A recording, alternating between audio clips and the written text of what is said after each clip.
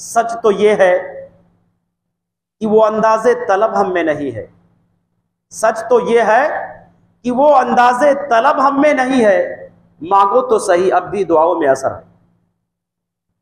ऐसा नहीं कि दुआएं बेअसर है, मांगने का अंदाज हमारे पास नहीं है। रब्बुल आलमीन से दुआ करने का तरीका हमने नहीं सीखा, नहीं जाना, इसलिए हमारी दुआएं कबूल नहीं होती। लेकिन दुआओं में असर आज भी बाकी है। अगर सही तरीके से सुन्नत की रोशनी में अगर दुआ की जाए, इंशाअल्लाह अज़ीम दुआएं रद्द नहीं होंगी। दुआ कैसे किया जाए? दुआ करने का जो तरीका हमारे और आपके नबी ने बताया, बड़ी प्यारी रवायत है। फ़ज़ाला बिन उबैद रज़ी अल्लाह ताला बयान करते हैं कि हम लोग बैठे हुए थे, अल्लाह के नबी भी हमारे दरमियान थे। एक शख्स आया, नमाज पढ़ा, नमाज पढ़ने के बाद दुआ करने लगा, अल्लाहुम्मा मग़फ़िर ली वरहमनी, अल्लाह मुझे माफ़ कर दे, मेरी मग़फ़िरत फरमा, मुझ पर रहम फरमा।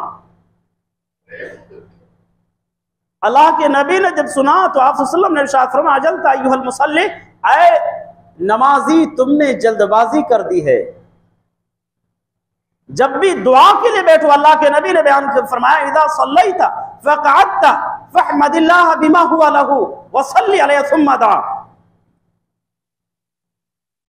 जब भी दुआ के लिए बैठे, सबसे पहले रब्बुल आलमीन की तारीफ करें, जो उसके शायाने शान हो, जो उसके शान के मुताबिक हो, जो उसके लायक हो। वसल्ली अलैया, और सेकंड नंबर पर नबी पर दरूद भेजे। सुम्मा दुऊ, अब तीसरे नंबर पर अपनी जरूरियात जिंदगी, अपने मसाइल जिंदगी उसके सामने रखो। अगर दुआ का तरीका सीख जाए तो किसी आदमी को किसी आलिम या किसी और के पास दुआ करवाने के लिए ले जाने की जरूरत ही नहीं पेश आएगी, किसी के पास नहीं, क्योंकि अल्लाह सबका है, सबकी दुआएं सुनता है। बस वो यकीन होना चाहिए जो दुआ करने वाले के अंदर यकीन होती। तो फर्स्ट नंबर पर अल्लाह की तारीफ की जाए, सेकंड नंबर पर नबी पर दरूद भेजा जाए, तीसरे नंबर पर आता अपनी मसाइल जिंदगी उसके सामने रखे जाए कि अल्लाह बीमारियों से नजात दे दे, मुश्किलात से नजात दे दे, परेशानियों से नजात दे दे, अल्लाह रोजी रोटी में बरकत दे दे, अल्लाह रब्बुल आलमीन हमारे इस फैमिली को आपस में एक दूसरे से मिला दे, एक दूसरे के दिल में एक दूसरे की मोहब्बत और उल्फत पैदा कर दे, एक दूसरे के दिल में एक दूसरे से ताल्लुकात को मजबूत कर दे। तीसरे नंबर पर अल्लाह से दुआएं करना शुरू करे, रोना शुरू कर दे, गिड़गिड़ाना शुरू कर दे, रब्बुल आलमीन दुआ को रद्द नहीं करेगा। जो नमाज पढ़ते, नमाज हमें दुआ का तरीका सिखा। जब तशहुद में बैठते क्या पढ़ते? अत्तहिय्यातु लिल्लाहि वस्सलावातु वत्तय्यिबात। तमाम ज़बानी इबादतें, तमाम बदनी इबादतें किसके लिए? या अल्लाह तेरे लिए, तू ही इस लायक है। पहले अल्लाह की तारीफ करते, उसके बाद नबी पर दरूद भेजते। अब तीसरे नंबर पर उसी तशहुद के अंदर अल्लाह के नबी ने एक तरीका बताया। अब दुआ करते हैं, क्या पढ़ते? अल्लाहुम्मा इन्नी ज़लमतु नफ्सी ज़ुल्मन कसीरा वला अग़फ़िरु ज़ुनूबा इल्ला अंत फ़ग़फ़िर ली। अल्लाह बड़ा जालिम मैं हूं, बहुत गुनाह मैंने किया, पूरी जिंदगी गुनाहों में लथपथ है, गुनाह भी किया, ढेर सारे गुनाह किया है, तेरे अलावा कोई नहीं बख्श सकता, कोई माफ नहीं कर सकता। कितना प्यारा तरीका अल्लाह के नबी ने हमें सिखाया। फर्स्ट नंबर पर अल्लाह की तारीफ, सेकंड नंबर पर नबी करीम जनाब मोहम्मद रसूलुल्लाह सल्लल्लाहु अलैहि वसल्लम पर दरूद भेजना, तीसरे नंबर पर अपने मसाइल जिंदगी अल्लाह के सामने रखना। तब जाकर के अल्लाह तबारक व तआला दुआओं को कबूल करता। और दूसरा तरीका, दूसरी बात कि जब दुआ किया जाए तो तदर्रुर के साथ, दर्द भरे अंदाज में, गिड़गिड़ा करके, गिड़गिड़ा करके, मचल मचल करके उससे दुआ किया जाए। हमारे और आपके पास औलाद है, साहिब औलाद हमें, हमारे बच्चे जब मांगते हैं तो डायरेक्ट नहीं मांगते पैसा दे रहे, प्यार से। अब कितना वो क्रिमिनल होगा, सरकश होगा, लेकिन जब मांगता है तो रोने जैसा चेहरा बना लेता है। अल्लाह के नबी ने इरशाद फरमाया कि अगर रोना नहीं आता तो रोने वाली शक्ल बना लो। वो बच्चा मांगता है, प्यार से मांगता है, ज्यादा नहीं मांगता, ज्यादा का सवाल नहीं करता। जिस काबिल हम होते हैं वो अपने वालिद के वालिदैन के हैसियत को जानता है, उसी हिसाब से मांगता। 5 रुपया, 10 रुपया, 2 रुपया, 10, 20 रुपया मांगता। और जब तक ले नहीं लेता है मांगना बंद नहीं करता, डांटते रहो, भगाते रहो। आखिर में आप मजबूर होते हैं कि इसको देना ही पड़ेगा, मेरे अलावा किसके पास जाएगा, कौन देगा इसको। मजबूरन आप जेब में हाथ डालते हैं, निकाल करके उस बच्चे को देते हैं, खुशी खुशी बेचारा लेता और चला जाता।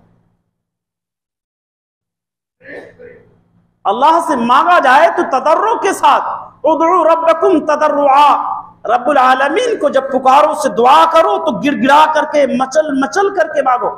या अल्लाह तू नहीं कबूल करेगा तो कौन करेगा, तेरे अलावा किससे मांगू मैं, तू अगर नहीं देगा तो कौन देगा।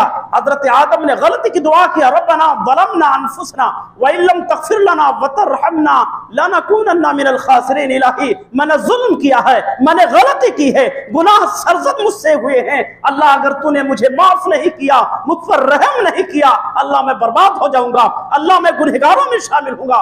अल्लाह मेरे बर्बादी को कोई नहीं रोक पाएगा। अगर तूने माफ नहीं किया, अगर तूने रहम नहीं किया, मुझ पर मेरी मग़फ़िरत नहीं की, तो मैं बर्बाद हो जाऊंगा।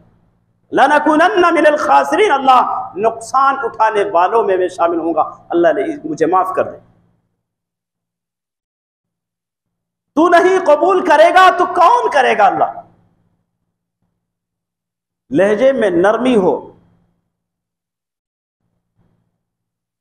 हजरत यूनुस अलैहिस्सलाम ने गलती की, मछली के पेट में गए, समंदर की तारीकी, वहां दुआ करने लगे, ला इलाहा इल्ला अंता सुब्हानका इन्नी कुन्तु मिनज़-ज़ालिमीन। अल्लाह तेरे अलावा कोई दूसरा इबादत के लायक नहीं है, दूसरा कोई माबूद नहीं है, तू पाक है, तेरी जात पाक है। अल्लाह मैं गुनहगार हूं, मैं खताकार हूं, अल्लाह मैं जालिम हूं, मुझसे गलती हुई है, मुझे माफ कर दे। अल्लाह के नबी ने इरशाद फरमाया कि अगर दुआ यूनुस के बाद कोई दुआ की जाती है, ला इलाहा इल्ला अंता सुब्हानका इन्नी कुन्तु मिनज़-ज़ालिमीन, इसके बाद अगर अपनी जरूरियात जिंदगी रखते तो अल्लाह के नबी ने इरशाद फरमाया कि अल्लाह ताला उन दुआओं को कबूल करता, रद्द नहीं करता। तो दूसरी चीज दूसरे के साथ है, तीसरी चीज भी अगर जरूरी नहीं, वो 2 चीजें जरूरी है, अल्लाह की हम्द बयान करना, नबी पर दरूद भेजना, ये दोनों चीजें दुआ के लिए जरूरी हैं। ये तीसरी चीज भी अगर ऐड कर ले रहे हैं उन दोनों के साथ में, तो हमारी दुआओं में असर और ज्यादा हो जाएगा इंशाल्लाह, वो दुआएं कबूलियत के और ज्यादा करीब हो जाएंगी।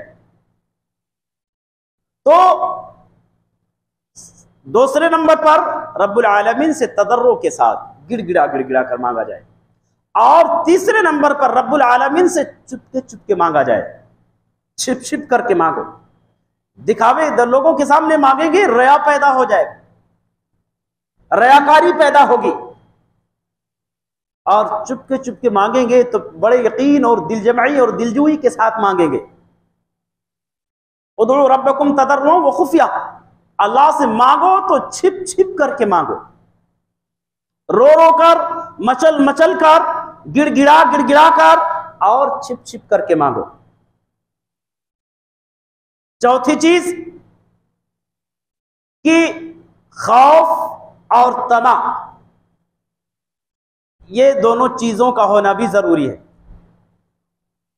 अल्लाह रब्बुल आलमीन ने इरशाद फरमाया वदऊहु खौफन व तमा, अपने रब को जब पुकारो तो डरते हुए और तमा के साथ, उसकी किब्रियाई का खौफ भी हो, उसके बड़कपन का एहसास भी दिल में हो,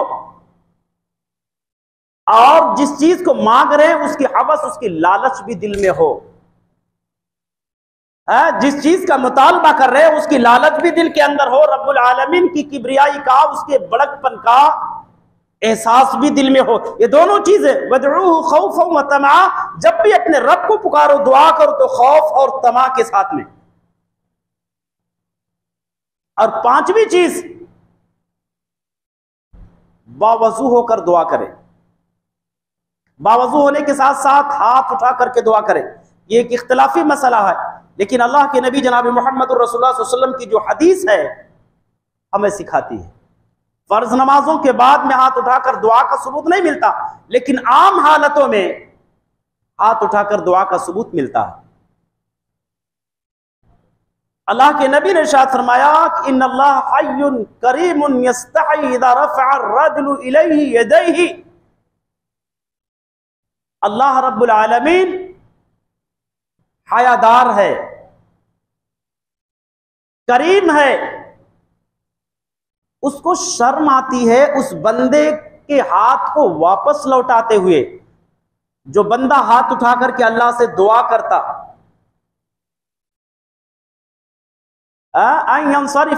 सिफरन खाइबतैन, यानी उसको खाली हाथ लौटाते हुए रब्बुल आलमीन को शर्म आती है।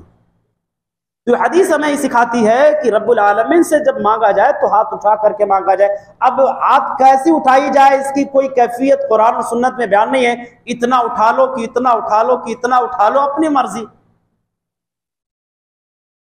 जैसा मुनासिब समझे आप। तो 5 तरीके, ये आदाब दुआ हैं, दुआ करने के तरीके हैं।